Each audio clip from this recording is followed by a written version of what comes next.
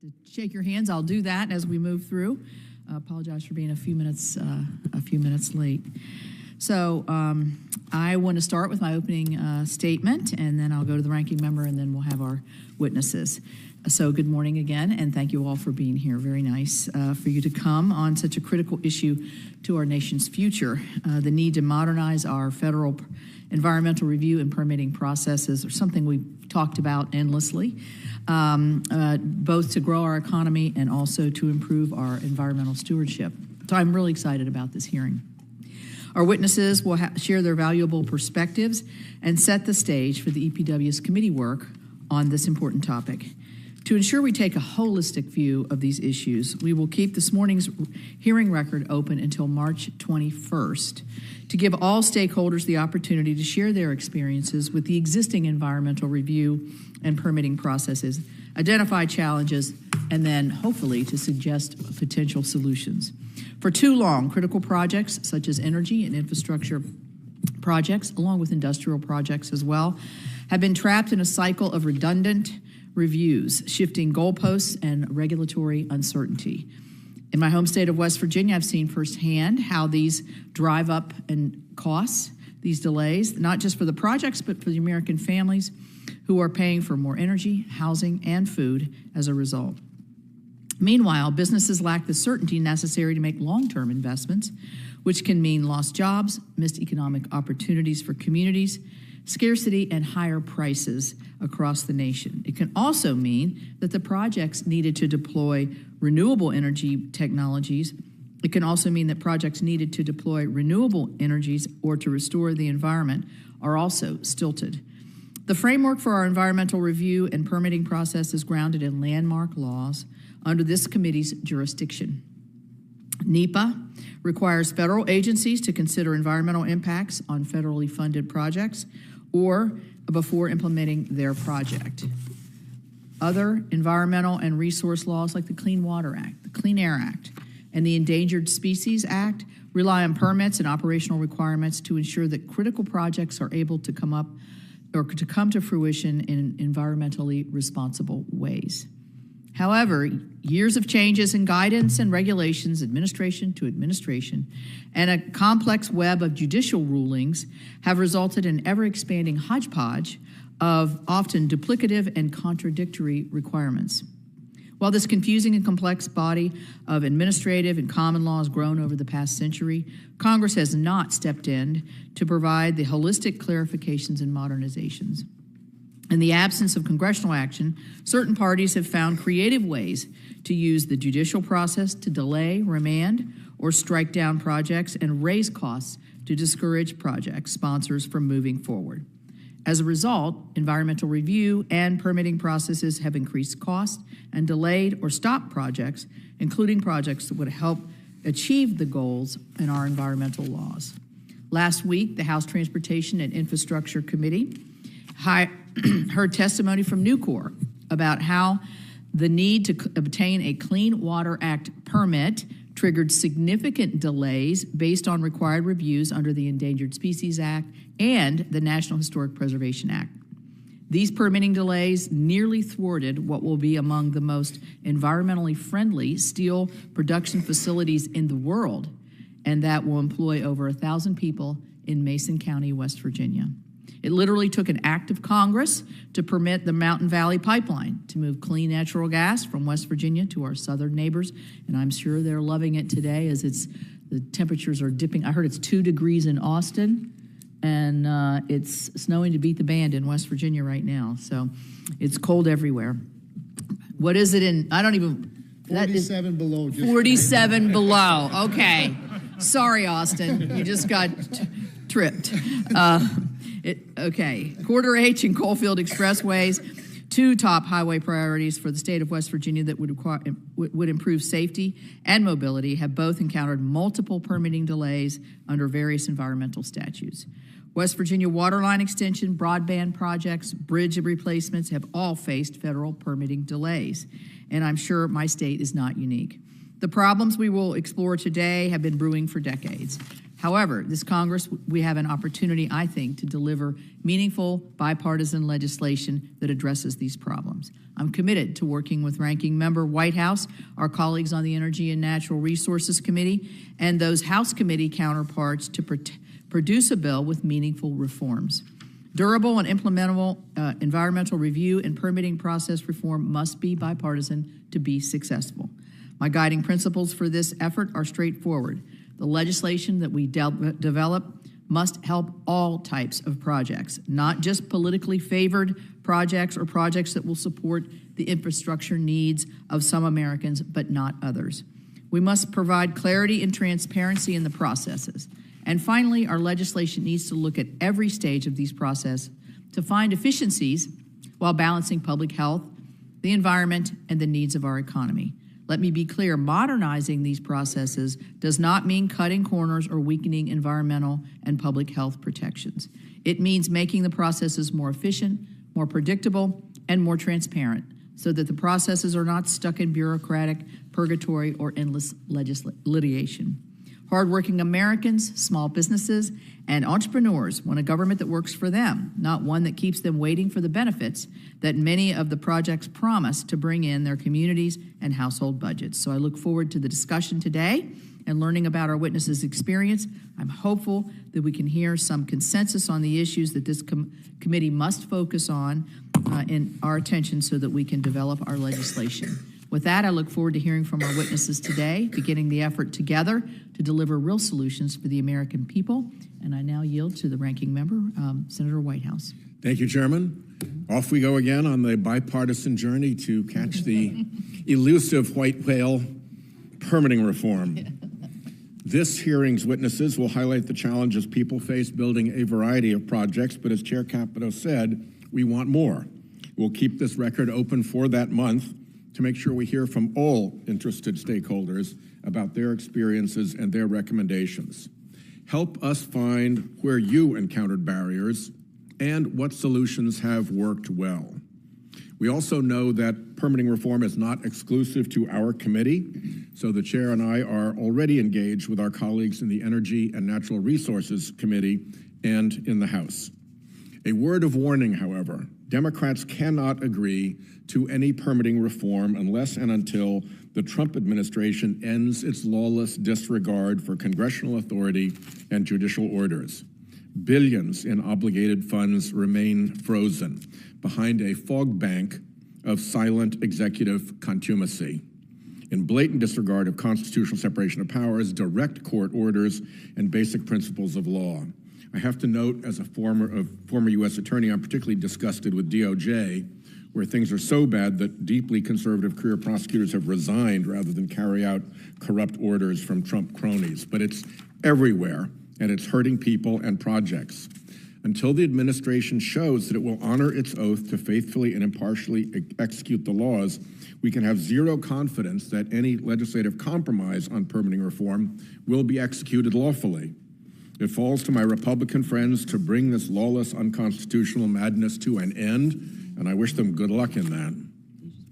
On energy, we have particular reason to doubt the Trump administration will faithfully execute any permitting law we pass.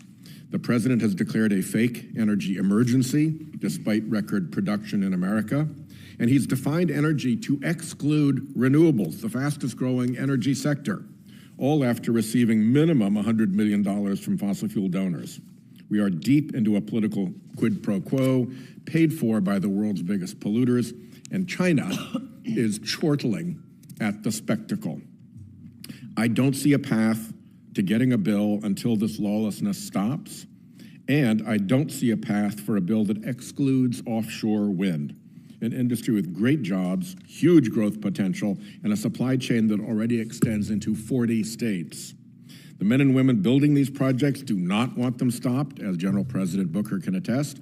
Coastal states don't want them stopped. Leasing has occurred in federal waters off nearly every coastal state. Nor do the industries that support offshore wind, the Louisiana shipyards, the Midwest factories, the ports like Quonset, generating economic growth across our country. And neither do consumers, who overwhelmingly want cheaper, cleaner, and more reliable energy. Why would we want to pull America out of the clean energy race when investment last year topped $2 trillion, far exceeding investment in fossil fuels. What fools we'd be.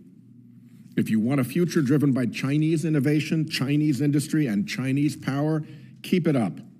But you can't change the fact that the future of energy is clean and that if we're not part of it, we'll be left behind. The North American Electric Reliability Corporation, NERC, projects that peak demand will grow by 15% for summer peaks and 18% for winter peaks over the next 10 years, raising concerns about energy shortfalls, as our chair has pointed out in prior hearings. What would reduce the risk of those shortfalls? Better permitting. We need to build out a grid to meet current and future demand. 70% of transmission lines are more than 25 years old and showing their age. We know what we need to do. We need to build and fast. Right now, thousands of electricity generation projects are awaiting approval to connect to the grid. As of last April, 2.6 terawatts. Millions of engineering, construction, and manufacturing jobs stalled, in part because of our inability to build transmission lines. This must change. As I said last week, we have entered the era of climate consequences. The stuff the scientists warned us would happen is happening. Snicker all you want about Green New Deals. Ignore all you want collapsing coastlines, glaciers, coral reefs, and fisheries. Pope Francis said, slap Mother Nature, and she will slap you back. The economic slapback is here now in skyrocketing home insurance prices and failing home insurance markets. I will say it again, when climate havoc hits property insurance markets, it then hits mortgage markets, which then tanks property values so hard it can take down the whole economy. You may have missed it, but last week the Fed chairman in Senate testimony predicted that in the next 10 to 15 years, there will be regions of the country where you can't get a mortgage anymore. When all that hits the fan, Americans will be very interested in who helped and who obstructed. Pretending solar and wind energy aren't even energy will look awfully dumb. And not permitting and building a clean, modern grid will look grossly negligent. So let's stop the lawbreaking and start the grid building together. I like that last word. That's good. Our first witness is Jeremy Harrell. Mr. Harrell is the CEO of ClearPath, a nonprofit which advocates for policies that reduce global energy emissions. Mr. Harrell has served in a multitude of energy and environmental advisory positions on Capitol Hill, and he is the chair emeritus of the U.S. Nuclear Industry Council's Board of Directors. So, Mr. Harrell, I recognize you for 5 minutes. Thank you for coming. Thank you, Chairman Capito, for the kind introduction, and thank you, Ranking Member Whitehouse and members of the committee for the opportunity to testify today. My name is Jeremy Harrell, and I'm the Chief Executive Officer of ClearPath.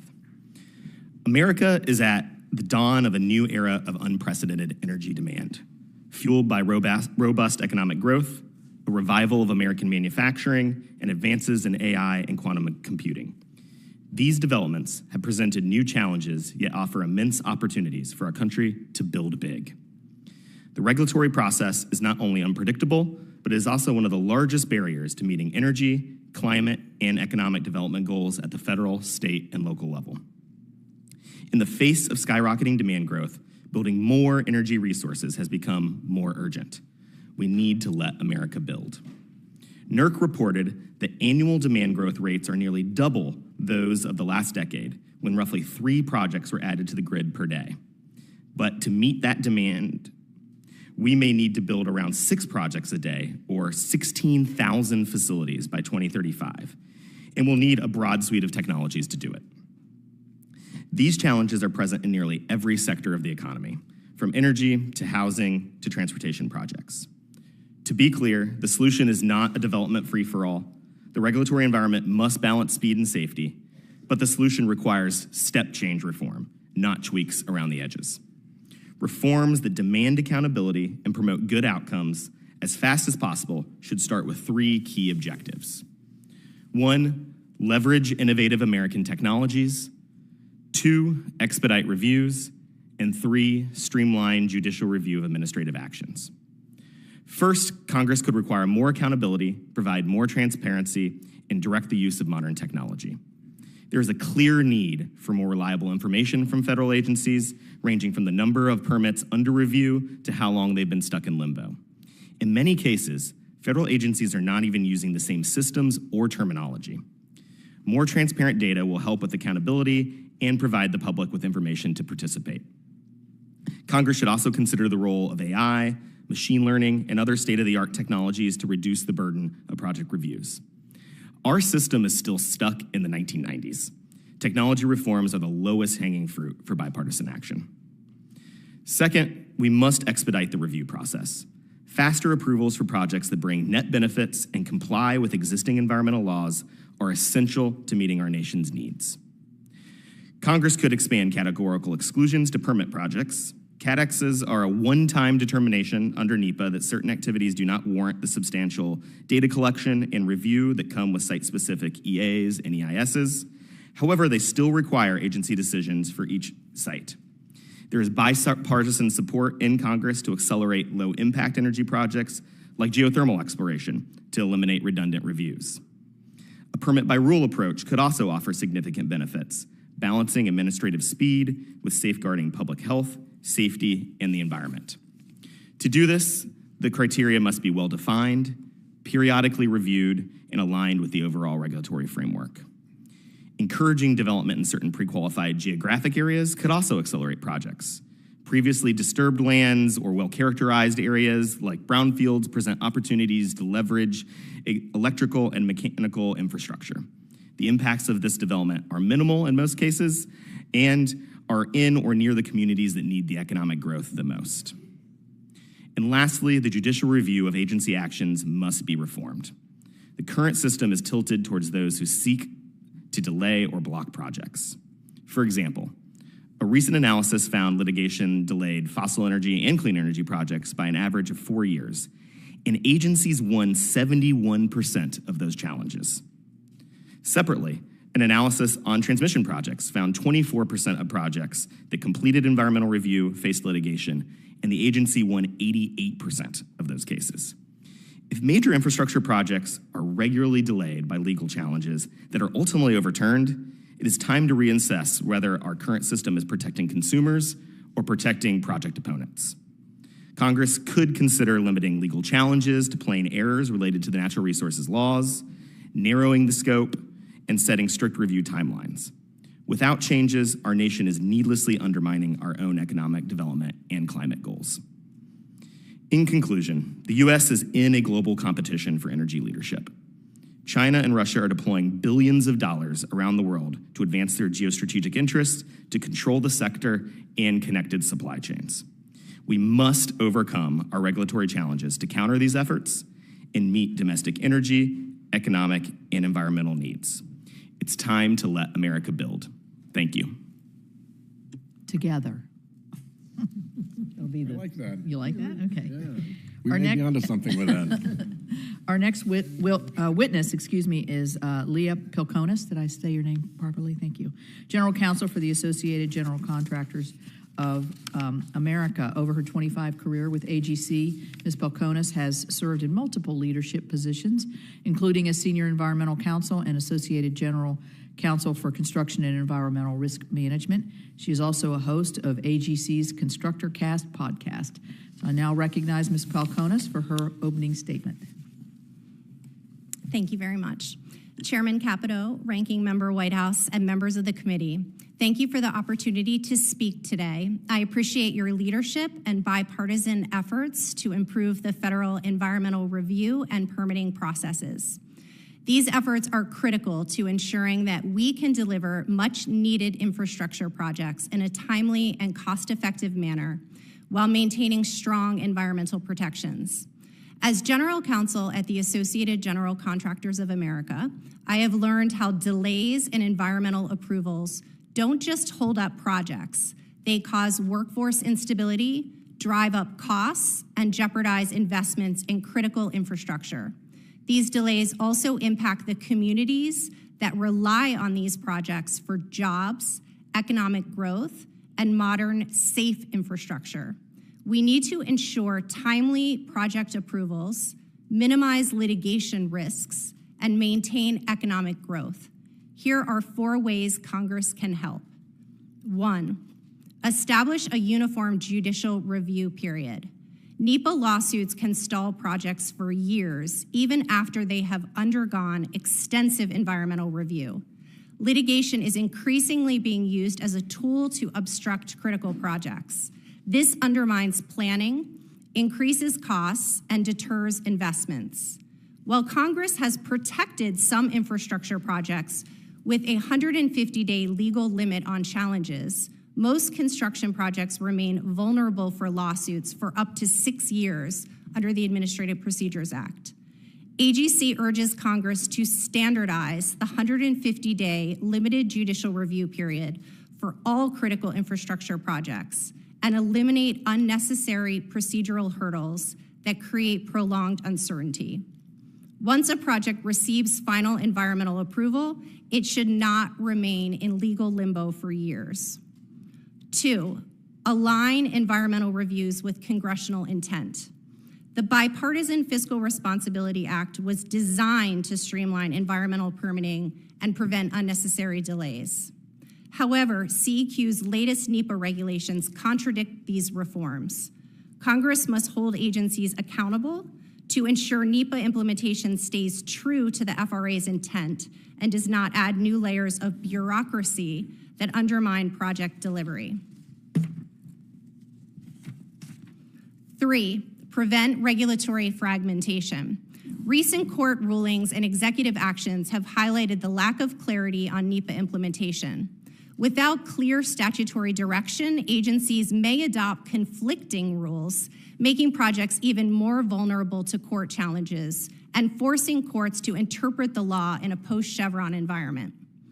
Congress must act to ensure a consistent, reliable framework for environmental reviews across agencies. 4, make permitting reform a durable bipartisan legislative solution. Permitting rules should not shift with each administration.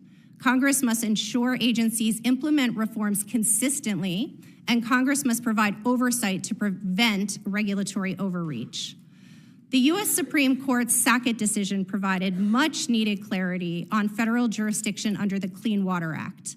However, the current conforming Waters of the U.S. regulations still fail to align with the ruling, creating uncertainty and unnecessary delays. AGC urges Congress to hold agencies accountable for properly implementing Sackett as intended. I want to share a few other ways Congress can help reduce Clean Water Act 404 permitting delays. Protect general permits, codify key exemptions, such as for roadside ditches and stormwater features, expedite jurisdictional determinations, ensure mitigation requirements are reasonable and backed by adequate mitigation credit availability. AGC supports bipartisan permitting reforms and urges Congress to ensure agencies follow congressional intent. Cutting red tape and limiting unnecessary litigation will help deliver critical infrastructure projects on time and on budget. Most importantly, Congress must provide certainty by ensuring that once environmental approvals are final agency actions, projects should not be threatened years later. Thank you, and I look forward to your questions. Thank you very much. Our next witness is Carl Harris. Mr. Harris is the chairman of the board for the National Association of Home Builders. He has been building homes for 40 years in Wichita, Kansas, at Carl Harris Company, the firm he founded in 1985 with his father and sister. We want to thank him for spending time with us this morning before he heads to the NAHB International Builder Show later this week in Las Vegas. I will now recognize Mr. Harris for his opening statement. Chairman Capito, Ranking Member Whitehouse, members of the committee, I appreciate the opportunity to appear before you today. As a small business owner, I understand the immense challenges that our members experience as they navigate the permitting process, because creating homes for Americans starts with successful permitting. The U.S. has a shortfall of over 1.5 million housing units, and the easy places to build homes have already been laid out, which means the nation's home builders are going to increasingly run into environmental permitting regulations for undeveloped land. We want to improve this regulatory process so that home builders can accomplish two fundamental goals: safeguarding the environment and creating attainable housing for Americans. Regrettably, American homebuyers are suffering through a record low housing attainability. According to NAHB's Priced Out study, 77% of buyers are unable to afford just the median price of a new home. Every small price increase has a sharp exclusionary effect. And on average, every $1,000 that gets added to a home's cost locks out 106,000 households will be priced out of the market. Uncertainty and delays in permitting needlessly add costs to the construction process, which increases home prices and pushes the American dream away from others among the market. While the Clean Water Act serves as a crucial foundation for protecting the nation's waterways, the implementation of certain aspects of Section 404 and mitigation bank approvals are a major source of frustration for our members. Let's consider a property owner who wants to build homes on undeveloped land. They want to know if the water features on their property fall under federal jurisdiction.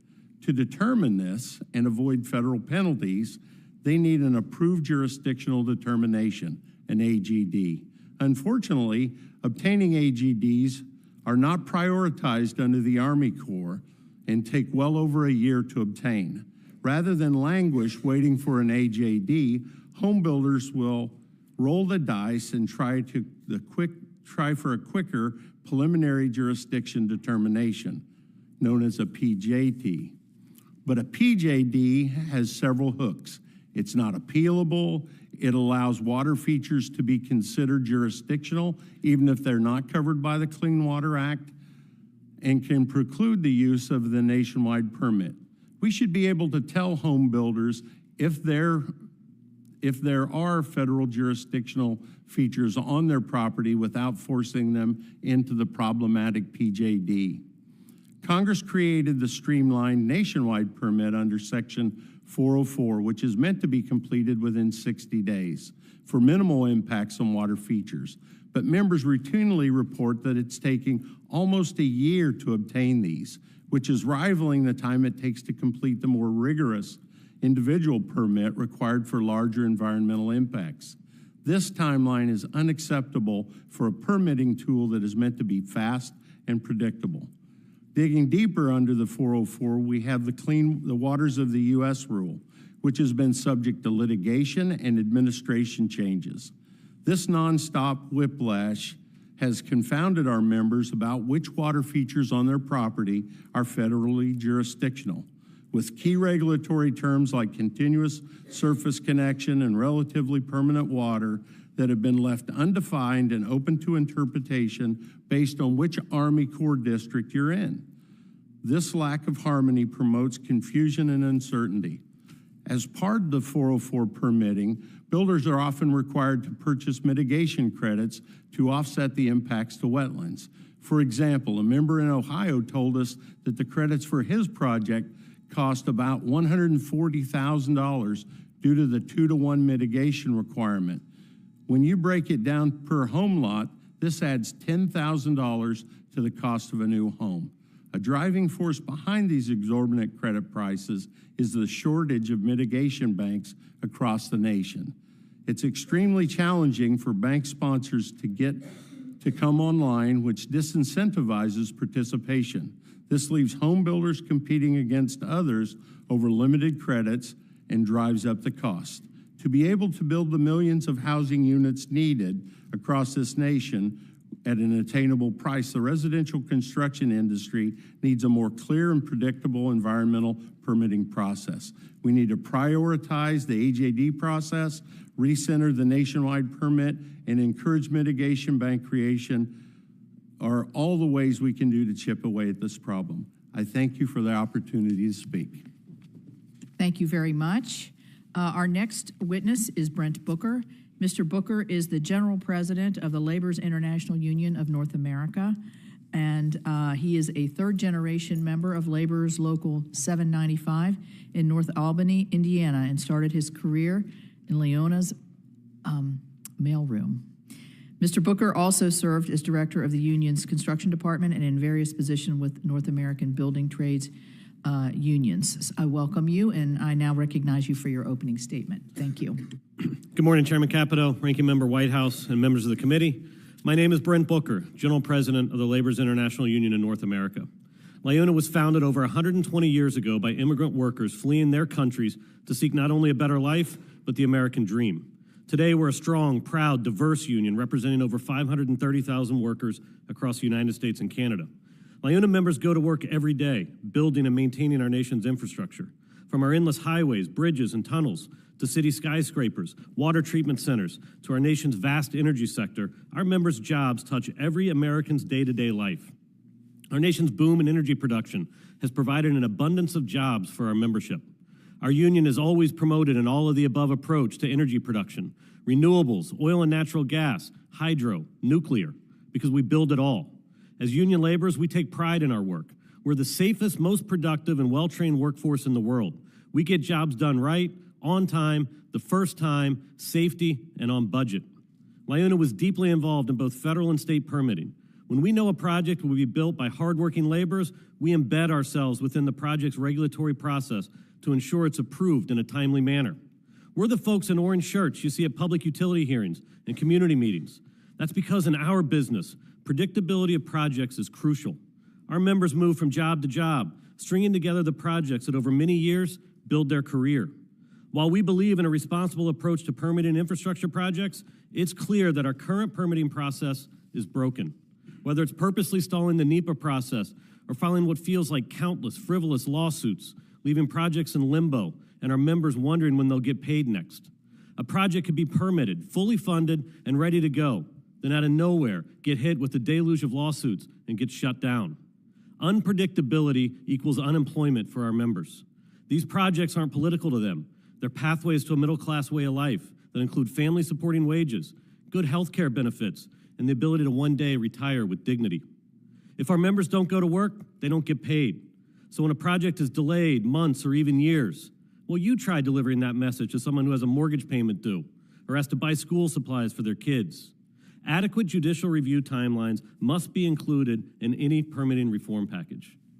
Over the last decade, the pipeline industry, predominantly within natural gas, has provided thousands of laborers tens of millions of work hours. And as we continue to expand into more advanced energy sources, such as hydrogen and carbon capture and utilization, it's clear our training and skill sets will be vital to a cleaner energy future. And now we're seeing these same issues within the renewable sector. Since the passing of the Inflation Reduction Act, offshore wind has been a tremendous contributor of jobs for LIUNA members. Between the harbor and port build-outs to turbine construction to the installation of turbines themselves, all along our nation's coastlines, LIUNA members are building offshore wind projects at a rate like never before, including America's first offshore wind project in Rhode Island's Block Island. Unfortunately, the administration's halt on offshore lease sales has upended the wind production market and has led to projects completely withdrawing their construction plans, costing laborers their jobs. One project is the Starboard Wind Project, a 1,184 megawatt project proposed by Ørsted about 30 miles south of Martha's Vineyard, which was expected to power upwards of 600,000 homes. This one hits home for me. I was proud to have helped negotiate and implement the National Offshore Wind Agreement back in 2022 on behalf of the building trades. This agreement was going to bring back thousands of good union jobs to workers across the country. Now, many of these projects are at risk of being terminated, causing us to lose significantly more jobs than we did on the Keystone XL pipeline, once again leaving our members high and dry. We must put an end to projects for being used as pawns on a political chessboard, because it's American workers that pay the price. With the simple swipe of the pen, or lack thereof in this case, these decisions impact the lives of the members we proudly represent and their communities. If you take away one thing from my testimony today, please let it be this. It's LIUNA members who go to work every day, building the America we all use. Whether it's turning the lights on in the morning or commuting to work on a highway, it's likely a laborer had a hand in it. This isn't about politics. It's about ensuring we continue our energy independence and dominating in a market that when we don't compete, allows us to fall to our adversaries. For LIUNA, above all, it's about ensuring our members are able to go to a job that affords them the opportunity to be firmly entrenched in the middle class. And to be clear, these aren't just jobs. They're careers that give our members and their families a chance to thrive. They're paychecks that ensure American workers are contributing to their community and aren't forced to rely on the government to make ends meet. They're lifelines that allow construction workers to retire with dignity after they've built the America we all enjoy. For LIUNA members, these projects are delivering on the promise of the American dream, which is why I thank you for granting me the opportunity to speak with you today, and I look forward to your questions. Thank you. Thank you, Mr. Booker. Appreciate it. And finally, our last witness is Nicole Pava. I say that correctly? Thank you. The Director of Clean Energy Infrastructure Deployment at the Clean Air Task Force. She is responsible for leading the organization's infrastructure team and previously worked in consulting, concentrating on energy and sustainability projects, and she is a fellow Duke University alumna. That's right. A Blue Devil. That's right.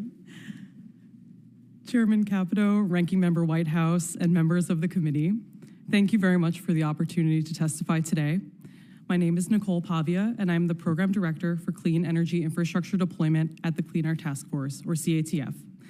CATF is a nonprofit, non-ideological advocacy group with nearly 30 years of experience in advancing policy and technology change needed to achieve a zero-emissions, high-energy economy at affordable cost. In my role, I lead CATF's work to identify and address barriers, be they regulatory, permitting, financing, or social, holding back deployment of clean energy technologies at the pace and scale we need to decarbonize. One of our priority technologies is electricity transmission. Long-range interstate and interregional transmission lines are critical pieces of our energy system, and we are not building enough of these lines to meet reliability, security, affordability, load growth, and clean generation needs. Today, significant wholesale electricity price differences between and within regions exist due to transmission system congestion. Regions afflicted by severe weather are unable to access enough electricity from neighboring regions, leading to economic damage and, tragically, loss of life. And 2,600 gigawatts, or 2.6 terawatts, of energy capacity, 95% of which is zero-emitting or storage capacity, sits in interconnection queues today, waiting for an opportunity to plug into the grid. The cumulative effect of our inability to modernize and update our transmission system is reflected well in North American Electric Reliability Corporation's latest long-term reliability assessment. Most of the North American bulk power system faces increasing resource and energy adequacy challenges, just as projections show increasing demand growth. Given these urgent circumstances, why have long-range transmission investment and deployment rates decreased and not increased over the past decade? Some have pointed to federal transmission permitting processes and environmental review processes under the National Environmental Policy Act, or NEPA, as key culprits. But little evidence and data existed to understand the truth of these claims. Therefore, CATF partnered with the Niskanen Center to start to build the evidentiary record around the drivers of delay in the federal transmission permitting process. We consolidated and analyzed publicly available data and interviewed developers, permitting officials, and other expert stakeholders. As explained further in my written testimony, environmental reviews under NEPA can certainly be improved. But fundamentally, we found that the provisions of NEPA are not to blame for the most significant delays and inefficiencies in transmission deployment. The most frequently cited slowdowns were largely process and resource-oriented. Most stemmed from gaps in leadership and federal agency coordination, lack of steady appropriations for permitting-related tasks, insufficient permitting expertise at agencies, data inaccessibility, and local opposition to and lack of state support for nationally beneficial projects. These are not all permitting-specific blockers, but they often flare up throughout the course of the permitting process. Another issue is the regulatory differences between jurisdictions through which long-distance transmission lines may pass. Lines crossing state or tribal borders are not subject only to federal permitting requirements, but also to the requirements of all state and tribal governments traversed. These requirements can be uncoordinated or duplicative, and state and tribal resource constraints for permitting are evident. Overall, prioritization of a modernized, secure, and resilient transmission network will require a departure from the status quo. This includes reforms to the federal review process, but it also requires addressing the key drivers of transmission delay as identified in our report. In addition to speeding permitting timelines, we should be increasing specialized agency capacity to efficiently execute permitting. And we should consolidate siting and permitting authorities for interstate transmission projects in the national interest under the Federal Energy Regulatory Commission, just as they are for interstate natural gas pipeline projects. Thank you, and I look forward to your questions. Thank you. Thank you all very much.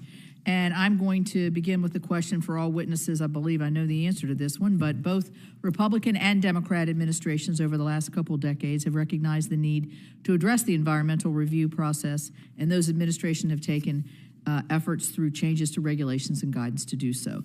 Despite these efforts, federal environmental review and permitting challenges persist. So this is a yes/no. I would like to ask each of you, do you agree that Congress must come together to develop a bipartisan bill to tackle these challenging issues? Mr. Harrell, we'll just go down the line there. Yes, Senator. Yeah, thank you. Yes. Thank you.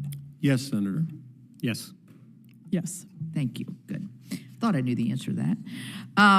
Ms. Pilconis, under current law and regulation, projects can take years or even decades to progress from concept to completing the NEPA process. And what are the real-world impacts of this lengthy timeline for projects on consumers of goods and services that your members produce? Thank you, Senator, for that question. And then, Mr. Harris, I'm going to go to you with the same question. Go ahead. Excuse me. For the construction industry, delays cause uncertainty, and they also cause workforce instability. Our contractors can't commit to hiring workers. They can't order materials when there are delays on breaking ground for projects, often because they're tied up for years with lawsuits. Delays also drive up costs. They increase project costs as inflation and material shortages make projects more expensive over time. Delays also increase investments. Delays are preventing AGC members from building our quality of life and delivering safe projects that are going to benefit communities. Cross country. Mr. Harris, your home building. Thank you, Madam Chairman. The cost of permitting adds to the cost of housing. And every time, as I said in my testimony, every time you raise the cost of a house $1,000, you lock out 106,000 family units. That's substantial.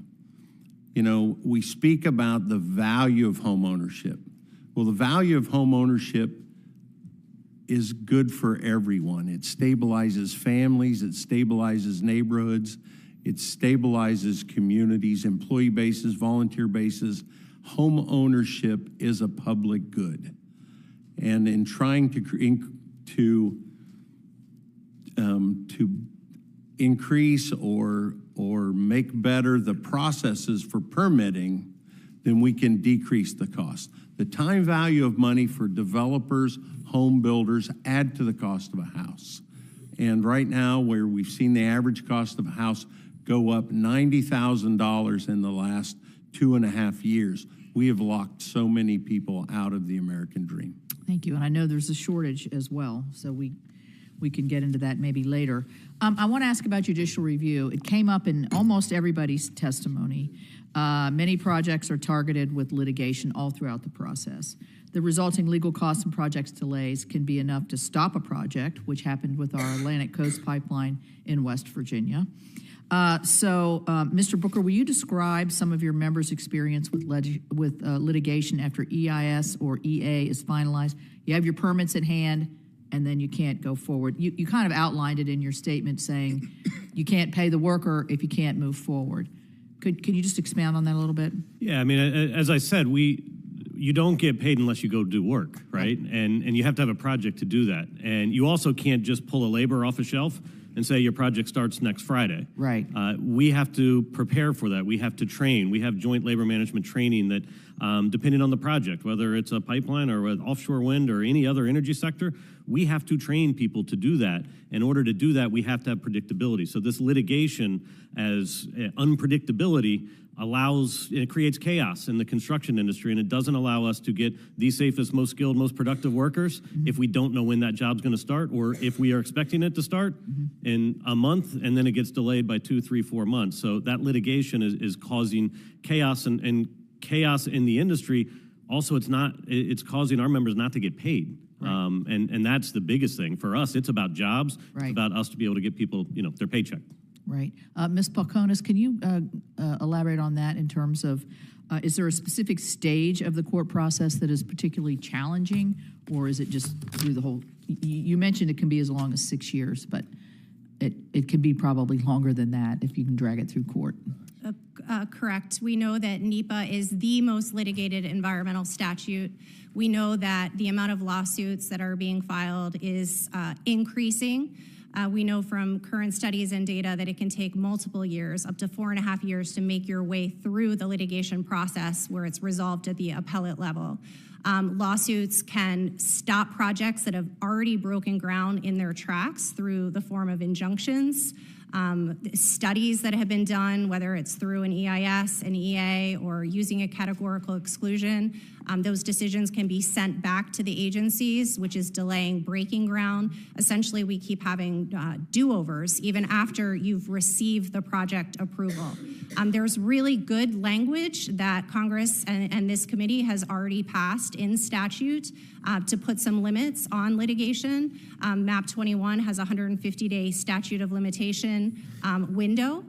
We are recommending that be applied to all critical infrastructure projects. There's also great language in FAST 41, but that's only applicable to a small number of projects that opt into the program. But that language requires challengers to raise concerns early in the process where there is a lot of opportunity for public comment for working these things out on the front end and not dragging projects into long litigation years after.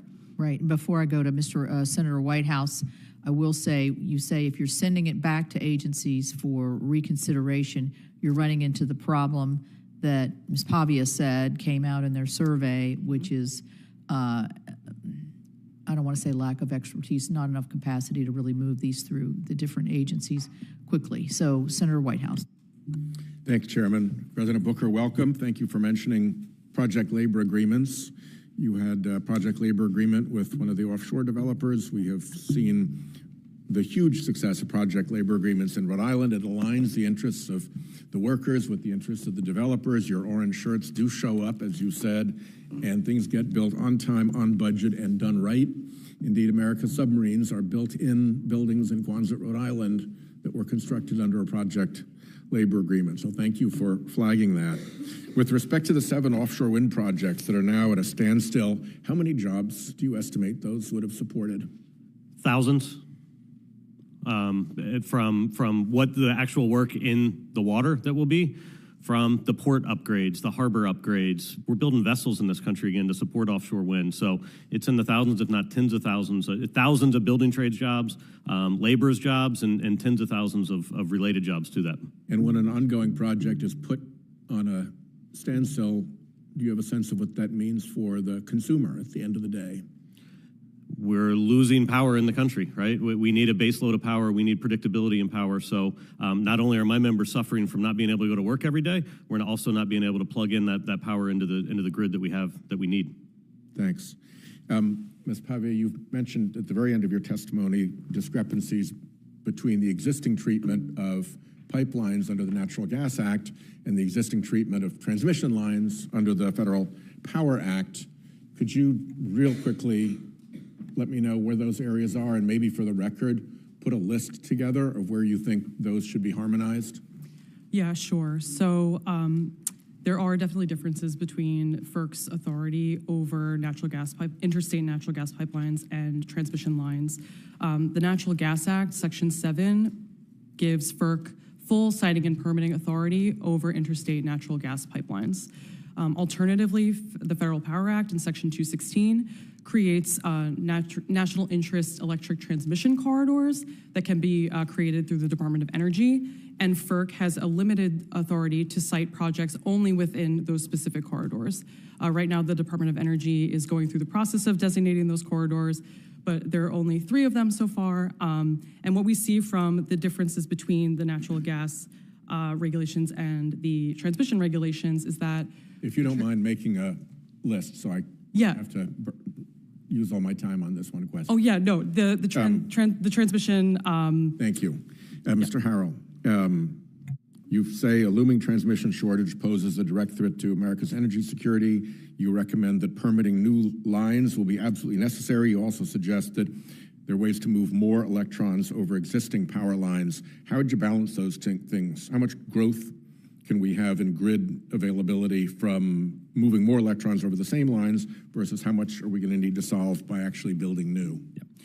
Thank you for the question, Senator, and for your leadership in these areas. We need both when push comes to shove. The scale of the amount of building that we're going to have to do over the coming decades here is immense.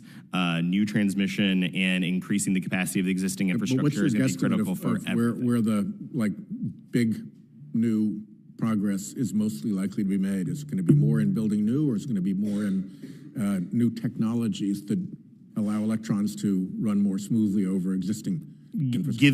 Given the scale of rising demand, we're going to need to build significantly more energy infrastructure, transmission, and pipes. But you don't have a sense of which one part new, electron efficiency, 3 parts new transmission. You don't have a.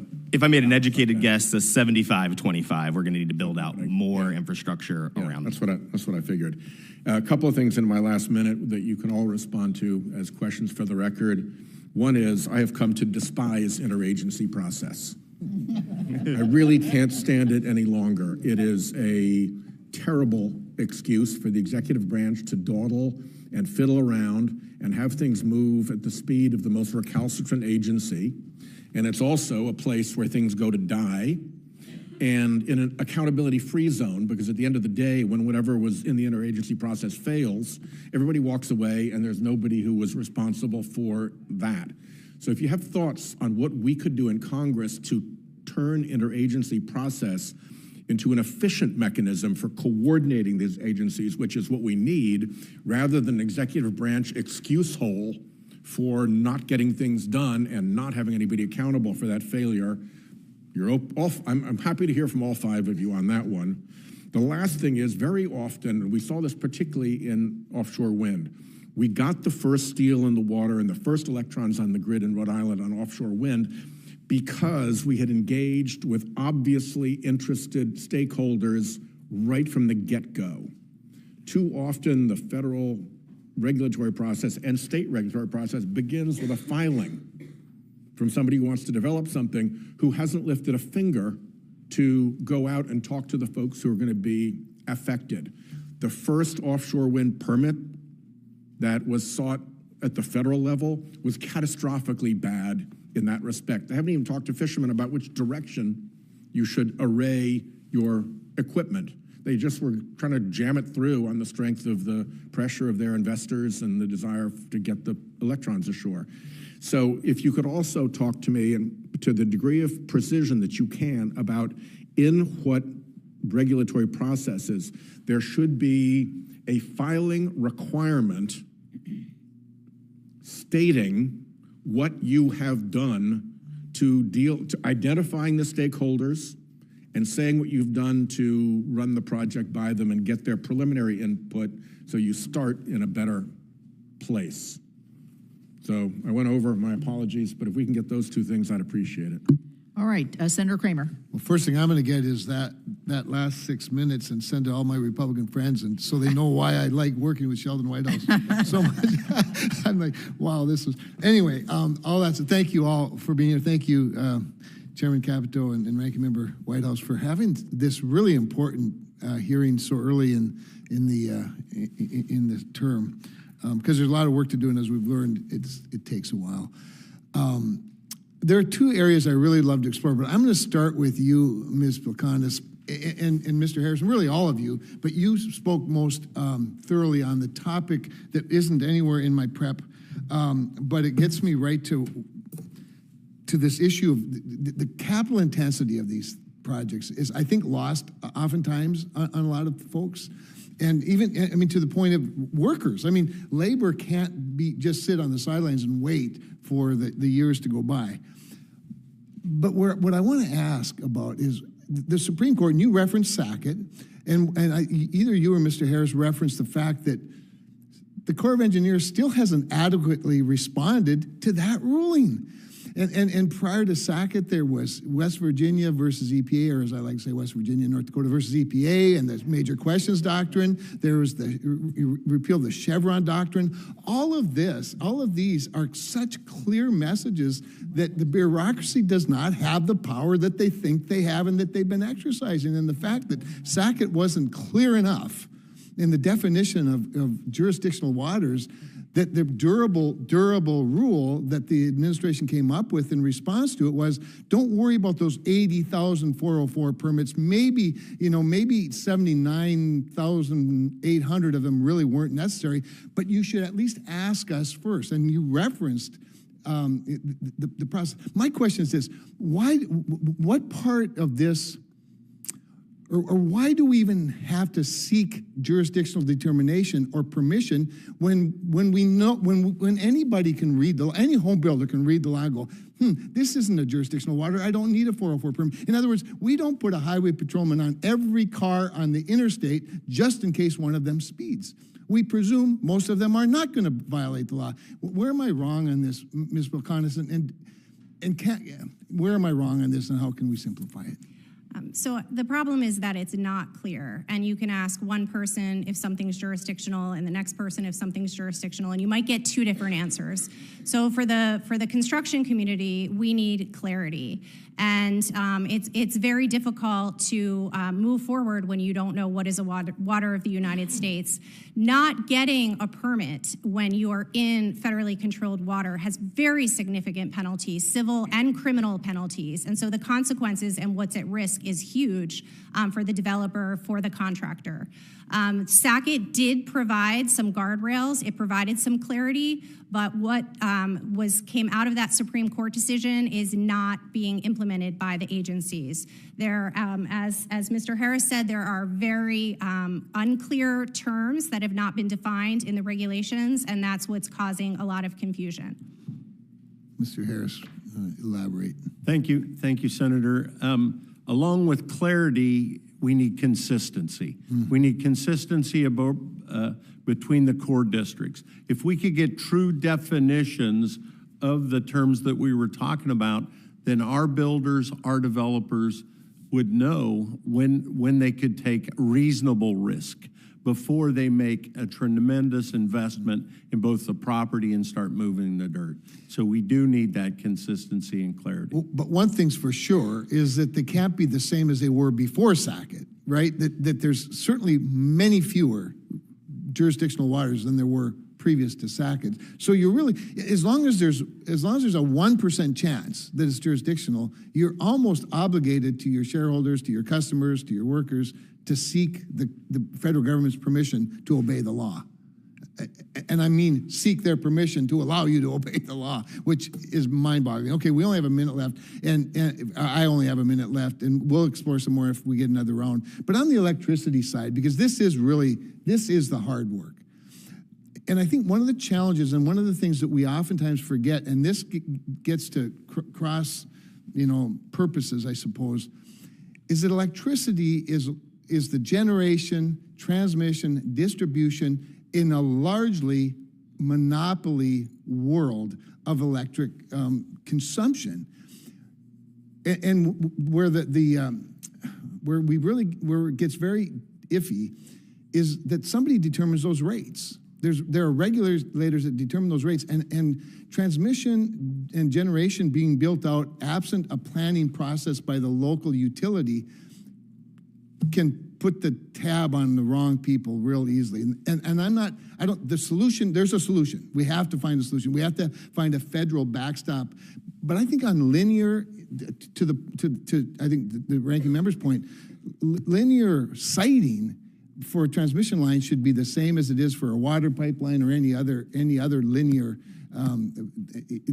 infrastructure. And I think we can do that, but we do have to recognize those state regulators having been at one point, and the governors, and it's just going to be a lot harder, and we'll talk about it in another round if we get a chance. Thank you, Madam Chair. Thank you. Senator Kelly. Thank you, Madam Chair. I'm glad we're holding this hearing today to discuss the long overdue need to fundamentally re-examine how the federal government handles the permitting processes. I think it's important to start by saying that there are very good reasons why our bedrock environmental laws exist. The Clean Air Act improves our air quality and has been shown to prevent childhood asthma and other respiratory problems.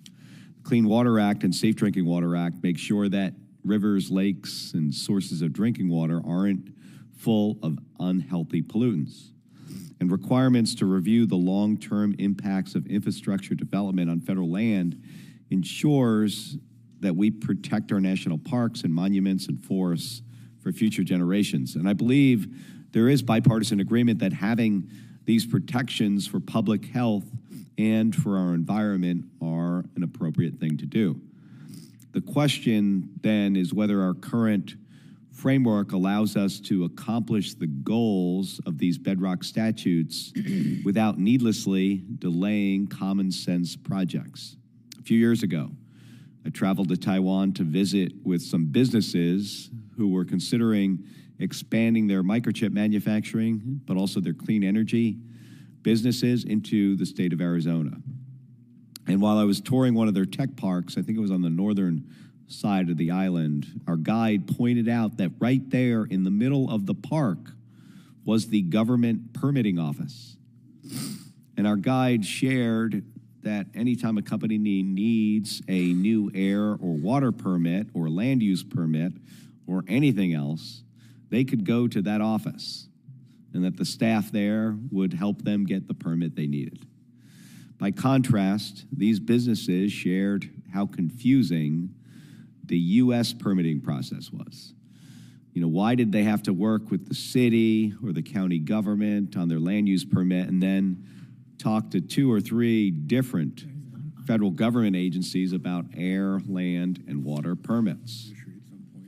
These businesses, they were prepared to invest hundreds of millions of dollars in the United States and create thousands of great paying jobs, but our permitting process led them to delay or scale back the planned investments. It's not that these businesses wanted to skirt clean air and clean water protections.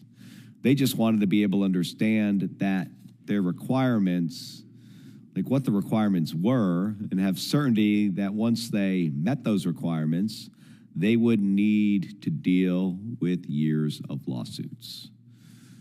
So, Mr. Harrell, at a more macro level, can you describe how federal permitting processes create uncertainty for businesses looking to make investments in the United States? And what are the opportunity costs for our current permitting system? Thank you, Senator Kelly. Thank you for your leadership on critical infrastructure and trying to drive forward these investments into our country. Time is money when push comes to shove. And ultimately, companies are evaluating how the process to operate in this country impacts their investment and the returns they're ultimately getting a long-term project. And today, the process is particularly unpredictable. And so there's a wide range of factors that developers have to factor in when they evaluate. And so the desperate need to provide more certainty in the process, to show us kind of the sideboards of how long it could take if it is a particularly complicated project, because sometimes it is, and how do we maximize the resources that are being invested. I mean, I think a great example is your work on the Chips and Sciences Act and the regulatory reforms that were needed to catalyze and build out those chips. That regulatory predictability allowed private developers to move resources faster, but ultimately didn't sacrifice significant environmental outcomes.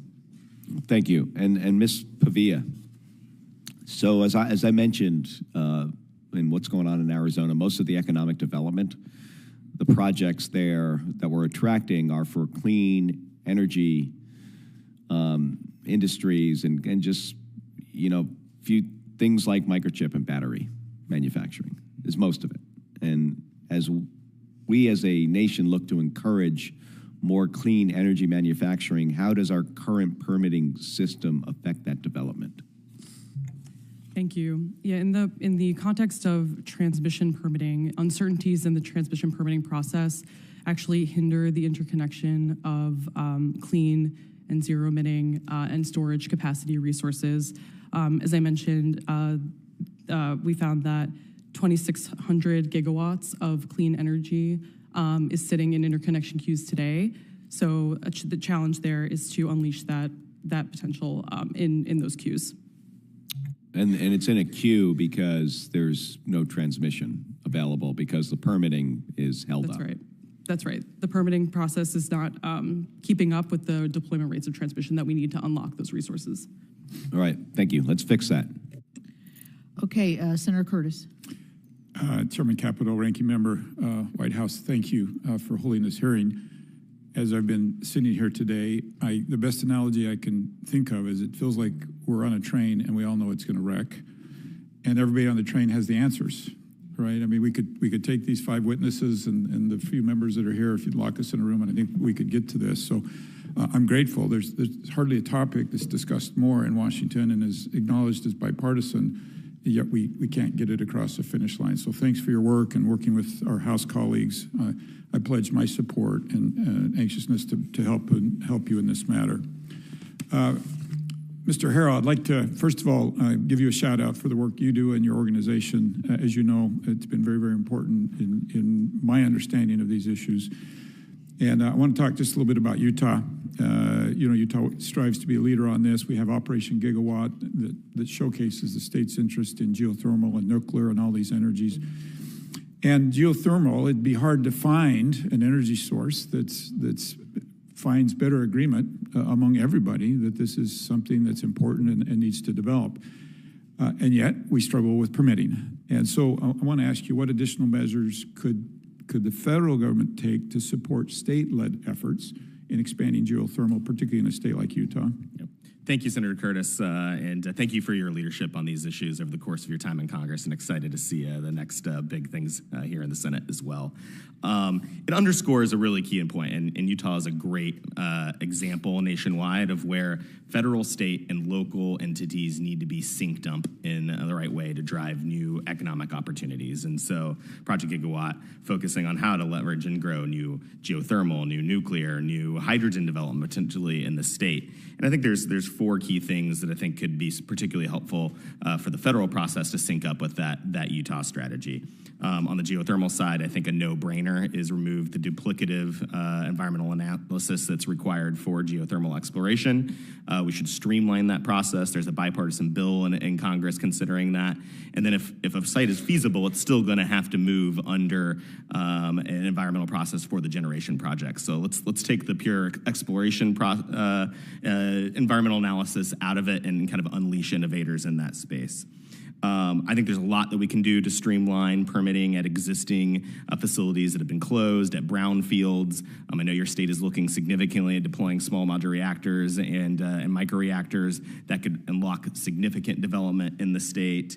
We're going to have to resolve some of these frictions with federalism, both on pipelines and transmission that are out there to tap building out infrastructure for new hydrogen, for example, in the state. And so there are some key things that I think will solve problems that we're seeing nationwide, but really will help unlock the Utah strategy. So I'm going to come back to transmission. You've talked about it. It's been talked about a lot here. And yet, just like the other parts of permitting reform, we're not making progress. I think I'm going to stereotype Republicans here a little bit and say that that we do struggle with this, right, in the whole aspect of permitting reform. Talk to me, and particularly my Republican colleagues, about transmission. What is it that we're not getting? What is it we need to know? And how do we get this done? I think it's about growing clean energy infrastructure as a whole. We need to build out more wires, and that's not just about renewables. There's projects that have been stifled by the judicial process that are connecting and putting new gas facilities on the grid. If we're going to deploy new small modular reactors and advanced reactors, the scale of rising demand and the amount of new generation we're going to have to build, potentially as big as the size of the Texas grid at a minimum over the next decade, potentially doubling the U.S. grid over the next decade, we're going to need to connect a lot of new resources in place. And ultimately, that means streamlining federal reviews, trying to find ways to make that process move more quickly, and then providing some more clarity to the judicial process. I mean, transmission projects have seen significant delays. I mean, there's multiple transmission projects in this country that have nearly turned 21. So. Well, listen, there's some good proposals out there, and I'd just like to invite my Republican and Democratic colleagues. I'm anxious to work on this and be helpful and see if we can find a solution. Mr. Harris and Ms. Pilconis, I was the mayor of my city. When I think of building regulations, I tend to think of the city, county, and state regulations. I think a lot of people don't really understand that federal adds yet another layer of regulations on this. Can you both just speak quickly to that federal layer that people may not see? As a recovering mayor myself, part of a 12-step program, recognizing I had a problem and knowing there's a higher power, it's not me. No, I am, and I currently sit on my Planning and Zoning Commission. So I know that of the 24% of the cost of a new home that's directly related to government regulation, that local and state governments share in that responsibility to make sure that the permitting process at all levels is efficient. I'm almost out of time, but I'm sure they'll give you just a quick response. Sure, I'd just add that where you can delegate or assign responsibility to the states, it can help streamline the process, such as through NEPA assignments, or where states can take over 404 permitting. Many states have done that with the 402 stormwater permitting process, and that can reduce duplication. And we've heard from our members it can very much streamline things. Thanks, all of you, and I yield my time. Senator Padilla.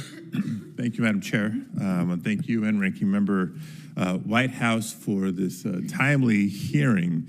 In California, we talk a lot about permitting, but I think it's important to note at the outset that permitting isn't just a bureaucratic hurdle. There's a purpose for the process, and it's the foundation of responsible infrastructure development, energy production, and environmental protection. They're not mutually exclusive. They got to go together. And there are a number of important bipartisan reforms, like last year's Energy Permitting Reform Act that Congress should pass. I'm sure it's been raised earlier in the hearing. But I also believe the committee needs to grapple with the fact that a big challenge that was just exacerbated is actually staffing. Right? Policy is policy, paperwork is paperwork, but people are people. And we need to be clear about how instead of ensuring our federal agencies have the staffing levels necessary to process permitting applications as expeditiously and responsibly as possible, what we've seen in the early days of this Trump administration through the so-called Department of Government Efficiency is actually freezing and firing at unprecedented levels the workforce that we rely on for permitting. Ms. Pavia, you touched on this in your testimony, but can you discuss how staffing levels and capacity writ large are impacting the permitting process? Absolutely. So in our study, which we conducted over the course of 2023 and 2024, it was published in April of 2024, one of the main challenges that we heard from developers, from agencies, from across the spectrum was the lack of specific permitting and transmission knowledgeable staff available at the agencies and at field offices for those agencies. An anecdotal piece here, we talked to a developer who said that if they couldn't catch one person in particular at a field office, that would add months to their permitting timeline. So the importance of staffing is really, really critical. You can set timelines for things, you can set deadlines, but at the end of the day, if there aren't people there available to do the work, it's really hard to get the work done. Yeah, thank you. Yeah, it certainly seems that by shrinking the workforce, we're doing the opposite of achieving energy independence or energy dominance. So we have some work to do. Now, as some of you may know, I'm a member of both of this committee as well as Energy and Natural Resources. And so I come at it from both angles, the commitment and the priority of streamlining and reforming the federal planning process to meet the energy demand and ensure the reliability of the electrical grid. Now, transmission is an essential part of the reliable, efficient, and affordable grid, and it's often a factor, the factor physically constraining new grid interconnection requests. According to the NERC, the limited addition of interstate electric transmission infrastructure poses a grid reliability, particularly with a growing population and a growing economy. Ms. Pava, a follow-up question. In your testimony, you point to the misalignment in requirements between different jurisdictions with permitting authority as a key factor in slowing down transmission permitting more specifically. Would requiring interregional planning that ensures regions jointly address needs and align on priority projects help minimize any misalignment? And what other recommendations might you have? I do think that would help. FERC Order 1920, for example, requires more longer-term regional transmission permitting, transmission planning processes and cost allocation. I think that looking further out as a region and thinking about all of the affordability, reliability, and other challenges that might be faced would encourage the planning of longer distance transmission lines. So I do think that these coordination efforts will actually help resolve a few of these issues. However, transmission permitting jurisdiction, as you noted, really lies with the states. And so there still needs to be state-to-state harmonization and state and tribal harmonization, along with the general harmonization of state transmission permitting policies with federal transmission permitting policies. Just underscoring the biggest point of all, which is we all have to work together, because federal jurisdictions, federal, state is state, but ultimately we're physically and legally interconnected. So thank you for your thoughtfulness. Thank you, Madam Chair. Thank you. Senator Ricketts. Thank you, Chairman Capito and Ranking Member Whitehouse, for holding today's important hearing. And thank you to the witnesses for being here today to share your experiences as well on what we need to do to reform our federal permitting process. I believe we can make common sense permitting reform to unleash the projects for the American energy, infrastructure, home building, agriculture, all those sort of things, while protecting our environment. Permitting reform is about modernizing our regulatory system to ensure that we're deploying projects efficiently, not about undercutting environmental standards. Regulatory delay for permitting infrastructure, energy, and environmental projects is a hidden tax on Americans. This Congress, I'm excited to serve as chairman of the Fisheries, Water, and Wildlife Subcommittees. The U.S. Fish and Wildlife Service, Endangered Species Act, and Clean Water Act are within the subcommittee's jurisdiction. In Nebraska, the U.S. Army Corps of Engineers often finds itself in the middle of all these important policies. In addition to maintaining waterways and providing power, the Corps is responsible for flood prevention and to protect both natural and built environment. Conflicting statutes like the Flood Control Act of 1944 and the Endangered Species Act actually pit protecting human life and property against protecting wildlife and the environment. Complicated court history and administrative actions relating to the devastating flood events along the Missouri River has made even the most common sense projects to prevent avoidable and anticipated flooding difficult to permit. The lack of clear congressional intent and direction has compounded a difficult situation and authorized unintended priorities and created new environmental programming. Situations like this can be found all across the country. Western wildfire victims, biofuel proponents, and residential developers find themselves navigating the same impossible regulatory scheme. We do not have to settle for years-long court battles, bureaucratic backlogs, and complex statutes at the expense of natural resources and safety. The Fiscal Responsibility Act of 2023 reformed the National Environmental Policy Act for the first time in 50 years to mandate timelines and page counts for environmental analysis. The FRA also streamlined the use of categorical exclusions, which should expedite the deployment of CEQ-approved activities. As governor, one of the things I did to be able to help streamline this was implemented a process called Lean Six Sigma, and I know the chairman's like, can't get through any sort of hearing without me trying to mention Lean Six Sigma when we're talking about permitting reform, because this is one of the things we did that, again, shouldn't be controversial.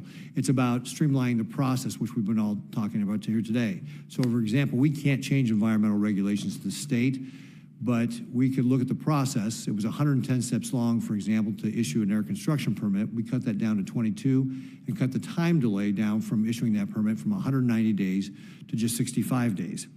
Those are the kind of reforms that are possible thanks to the great staff we had in Nebraska. And actually, one of those folks, the gentleman who ran my Department of Environment and Energy, Jim Macy, has the Region 7 EPA administrator. So I'm really pleased to see him doing that. The point is, we can do this. Ms. Pilconis, you talked about some of the conflicting regulations maybe agencies are doing. I mentioned the Flood Control Act and the Endangered Species Act.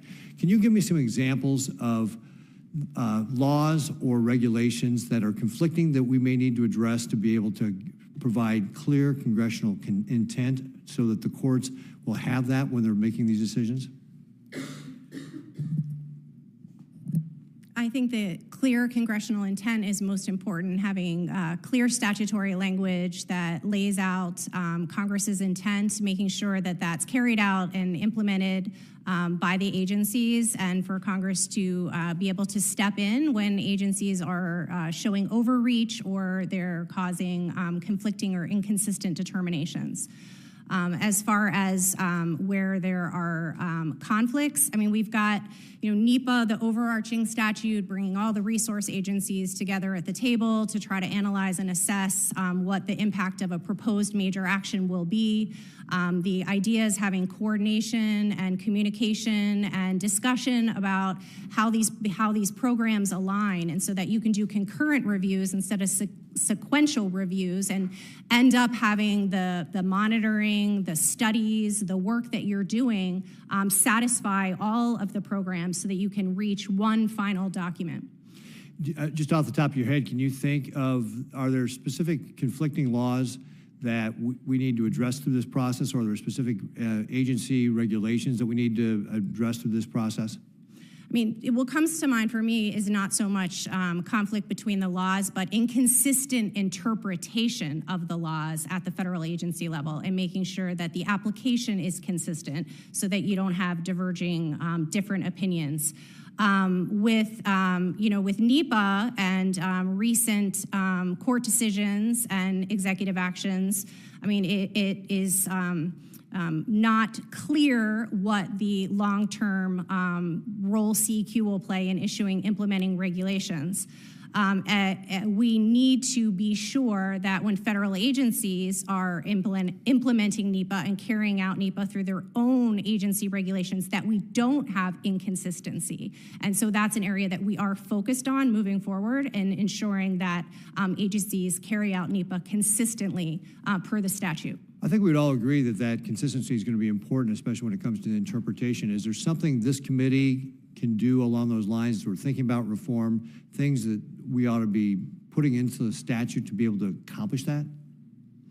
I think making sure that terms are clear. As Mr. Harris talked about with the Clean Water Act, I mean, we've got language in the regulation that is being inconsistently applied. With NEPA, great work was done in the Fiscal Responsibility Act, being clear that you're analyzing reasonably foreseeable effects, that you're looking at reasonable alternatives that are technologically and economically feasible. How is that being implemented? And Congress having oversight and stepping in where agencies are implementing that inconsistently. Great. Thank you very much. Thank you. Thank you, Mr. Chairman. In California, really the top issue is housing, the lack of housing, lack of affordable housing.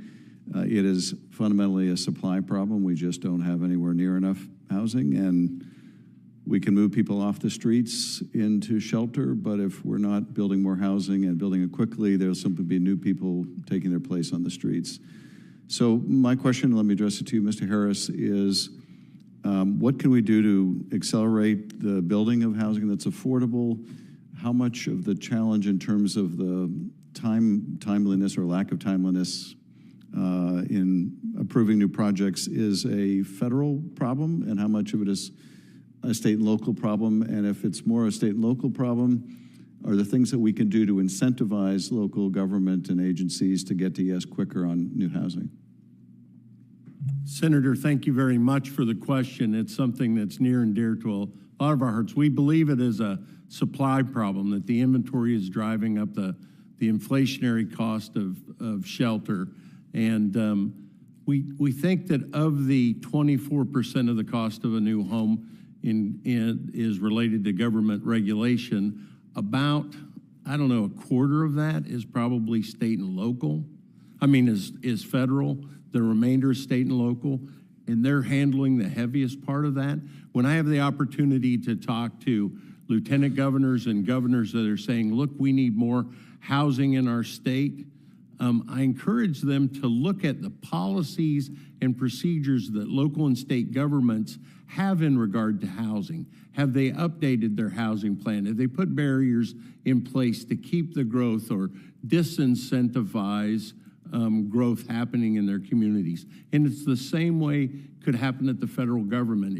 The federal government used highway dollars to get the speed limit regulated. They've used federal dollars to raise the drinking age. So I believe that if the federal government was to look at incentivizing these communities, either in applications for CDBG grants or any of the federal dollars that flow to municipalities, if they have consistent pro-housing, pro-growth opportunities, then I think that would incentivize them to do that, Senator. Well, thank you. I look forward to working with you to identify how we can facilitate at the federal level, but also incentivize the local level, getting approvals of new housing more quickly. Mr. Booker, I wanted to ask you about offshore wind. We have two big offshore wind projects, both in Humboldt and Morro Bay, and I'm concerned about the rash of cancellations we're seeing of offshore wind projects in the last couple of years, and the new administration's executive order blocking leasing for offshore wind projects. I really don't understand the point of that.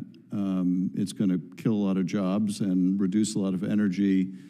Is this the suspension of leasing? Is this just designed to be a gift to the oil industry? Why would we want to stop offshore wind and all the jobs and the energy that creates?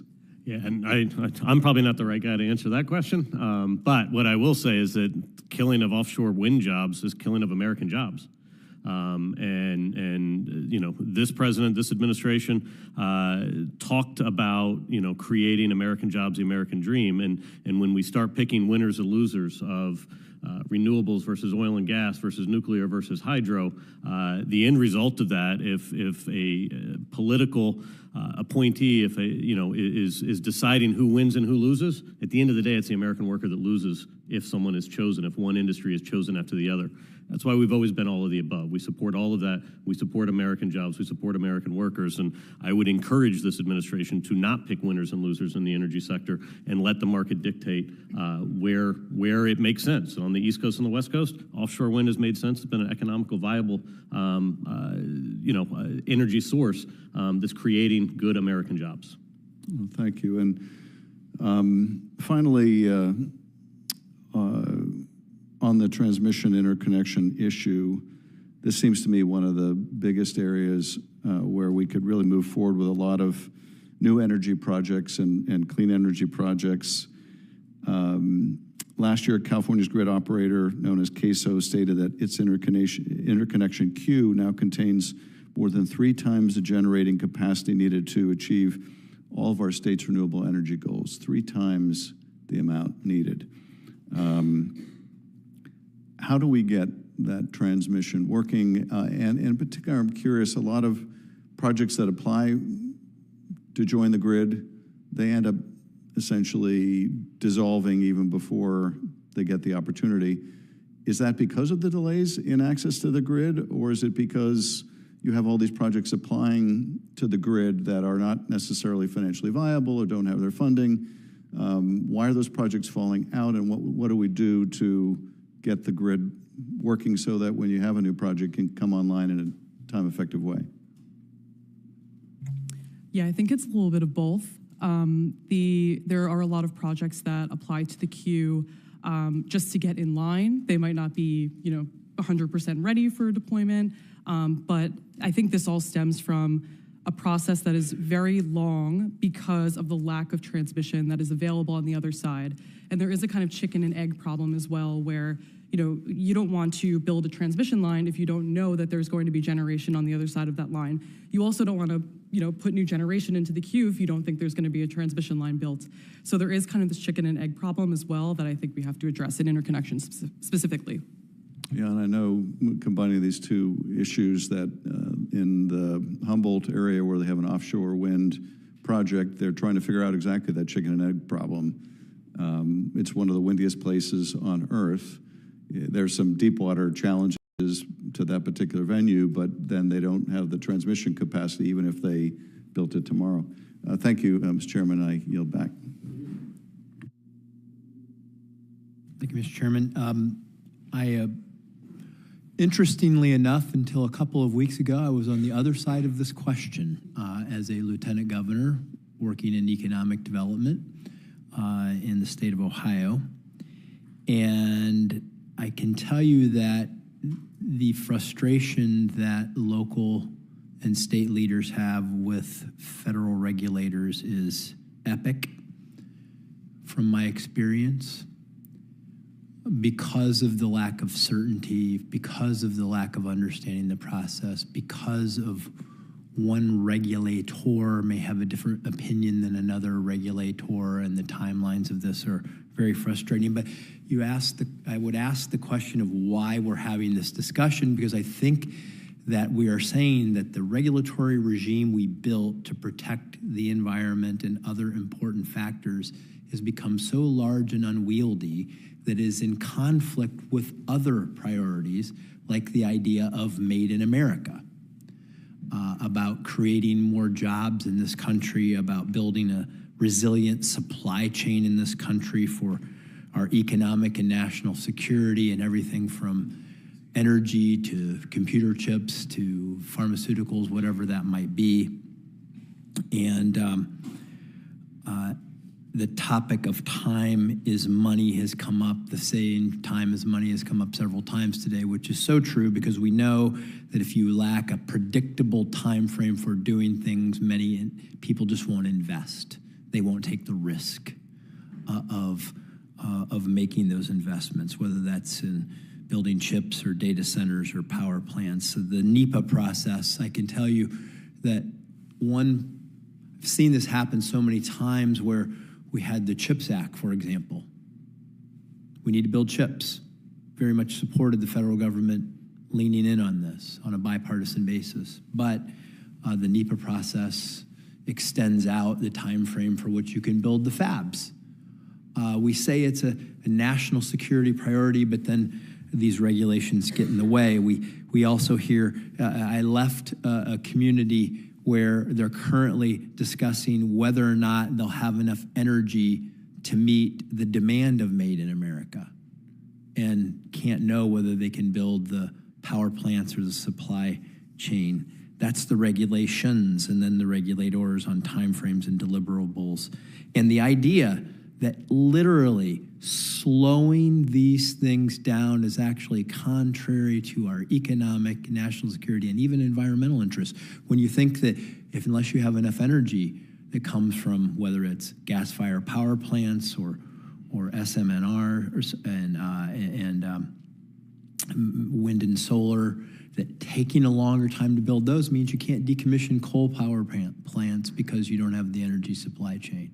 So, if you accept my context for my concern, quickly, I would love for every one of you to just tell me a couple things that you just quickly, things that we should do to fix that. Thank you for your question, Senator. Timelines are important, page limits are important. You did great work with the Fiscal Responsibility Act, putting those things into law. I think then it comes down to accountability and making sure that folks are held to that. There in the Fiscal Responsibility Act is the requirement for agencies to report to Congress if they're missing those timelines, having oversight over that and making sure you're getting that information, understanding why deadlines are being missed. In MAP 21, there are actual penalties for missing deadlines. That only applies to surface transportation projects. I think having that apply to more critical infrastructure projects could hold agencies more accountable. FAST 41 created the permitting dashboard, which creates an incredible amount of transparency so that the public and everyone can see what are the milestones, when are they happening. There's only a few amount of projects, about 30 right now, that are on the dashboard, so having that apply to more projects.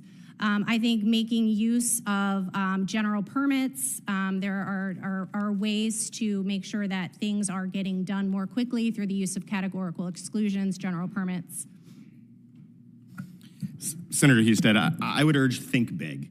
This is not an around the edges issue. As you point out, there's a lot of duplication. We've had significant new environmental statutes put in place after NEPA was enacted in 1969. We have to see how these things sync up together that provide more predictability, that modernize the system and make step change reform, because I think it's clear the status quo is not serving our economic or our environmental interests. I would like to say that just calling a tool or a permit efficient and predictable doesn't make it efficient and predictable. We need something that will be efficient and predictable every time. I think we have to require agencies to make a decision, either up or down. And if the answer is no, then we can reapply for it. And then we've got to put timelines on litigation so that if a project is permitted and going and people are working, the decisions have been made by the agency, it's good to go. The litigations can't stop a project going forward. I would second the use of the permitting dashboard. It's a great existing tool that we can continue to leverage more fully. And I would also just harken back to what I said earlier about staffing, both at the local and federal capacity for permitting expertise, especially for linear infrastructure projects, is going to be really important. The IRA did provide some technical assistance through programs like TSED, but I think more can be done in the capacity space. Thank you. Senator Lummis. Thank you, Mr. Chairman, and thank you, panel, for being here today. This is a subject that vexes people in both parties at all levels of government, so I'm thrilled that you're willing to address these issues today. I'm going to start with something called permit by rule, which is something that President Trump has touted in an executive order. I have a bill that would authorize permit by rule. My co-sponsor is Mr. Budd. It's called the Full Responsibility and Expedited Enforcement Act, the FREE Act. So my question is, Mr. Harrell, how can implementing permit by rule streamline federal permitting while ensuring robust environmental protections? And what steps should Congress take to ensure agencies follow up on these reforms? Thank you, Senator, and thanks for your leadership on this issue. I mean, this is the type of think big item, right? How can we shift to a build and comply structure rather than this arduous multi-step process? In many cases, projects face unnecessary case-by-case reviews that aren't getting us any better benefits from for the environment. It purely is just driving out the length of the review process and driving up costs. That's not good for the consumer. It's not good for the environment. And so agencies are going to need to set out the rules of the road, which I think your bill lays out in the early stages. And then I think Congress is going to need to codify that, because in the end, this can't be a structure. This shift is a big change. It can't go on the ebbs and changes of an administration. We need a regulatory system that works for the next 40 years, not for the next 4 years. And this is the type of thing that I think we can take a significant chunk of projects off and streamline for projects that have like characteristics, are built in the same type of areas, or need to comply in the same way. Yeah, I agree, Mr. Harrell. I don't think it's for every situation. But for a very standard situation that has consistent, replicable compliance standards, it might work well. So thank you. Look forward to working with you all on that. Mr. Harris, I'm going to turn to you. In Wyoming, we have a housing shortage. There's a community, very small community, Kemmer, Wyoming, where this TerraPower nuclear power plant is going to come in and have construction job demands that are going to require housing. So I'm interested in hearing your thoughts on this issue, given your experience in small volume home building in a state that's very similar to my state of Wyoming. Thank you very much, Senator, for the question. I think the community, the community needs to decide where the housing needs to go and then work together with builders and the federal authorities about what's the most appropriateness for that. You reduce those barriers and you'll start having more builders want to build homes either for rent, wherever they build on the housing ladder, where that it's temporary housing, apartments to first-time home buyers to move-up housing. All of that takes the cooperation. Real estate development is really community development and how we can all work together to get these houses built in the communities that need them. So how can streamlining permitting help homeowners? Well, it will lower the price because the cost of regulation continues to drive. So if I decide to, if I have to jump through a lot of hoops to develop a piece of land, then that increases the cost per acre or per lot that I'm going to need on that home. And then eventually that will be passed on to the home buyer. But each one of those regulations continues to work through that. The permitting process needs to be well-defined, consistent every time. Thank you. Now, I'm going to ask one more question, changing subjects to something called Class 6. I invite any of you, I suspect maybe Mr. Harrell, this is for you, but any one of you is welcome to weigh in. States can expedite permitting by directly implementing federal requirements. There's something called Class 6 primacy that allows for that. Wyoming successfully applied for and received this Class 6 primacy, but I'm told that the EPA has 151 pending Class 6 permit applications, while only 4 have been granted. So for any of you who's familiar with this Class 6, what reforms can ensure that states seeking Class 6 can navigate the process more quickly and with greater certainty? Senator, I'm happy to hop in there. I mean, Class 6 primacy is an area where you're shifting responsibility to the folks who are closer on the ground, who can move more quickly, and the law requires them to still have the same environmental standards. So it's a no-brainer that we can move faster, bring those decisions back to the lower level.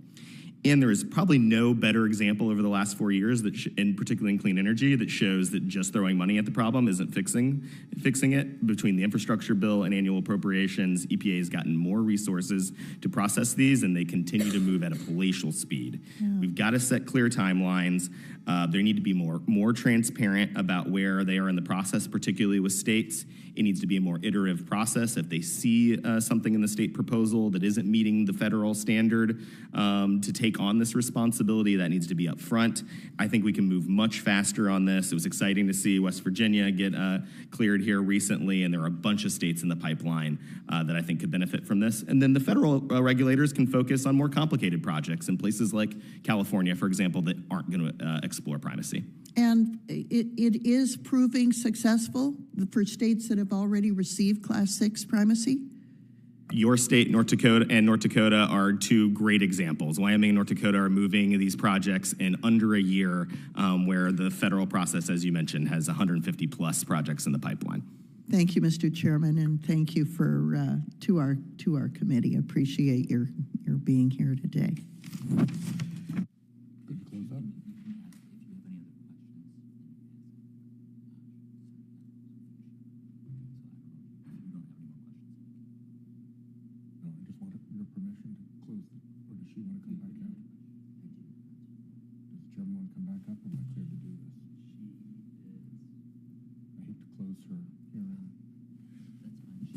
We're deciding whether this is the end of the hearing or not. The chair was kind enough to give me the gavel for purposes of moving through the members, but it's not clear that I have the gavel for purposes of closing out the hearing without her permission. So in the spirit of bipartisanship, I'm waiting for that signal. So if you'll all just stand by for a minute. Good to go? Okay, I have clearance to proceed. So first of all, thank you. This was a very, very helpful hearing. Senator Lummis, in the response from Mr. Harris, he mentioned the importance of the community making the decisions about where the housing should go. I think that aligns pretty well with a comment that I made earlier, that in these filing things, it would be helpful if there was right at the very front a requirement of who are the stakeholders and how have I engaged with them already, so that all doesn't get backed up into the regulatory process. It's done up front and center, and here we go. I didn't have to close out the hearing because the chairman is here. Didn't want to get in trouble. My apologies for missing the last few minutes. I think we have a lot of commonality here, a lot of good ideas, and a lot of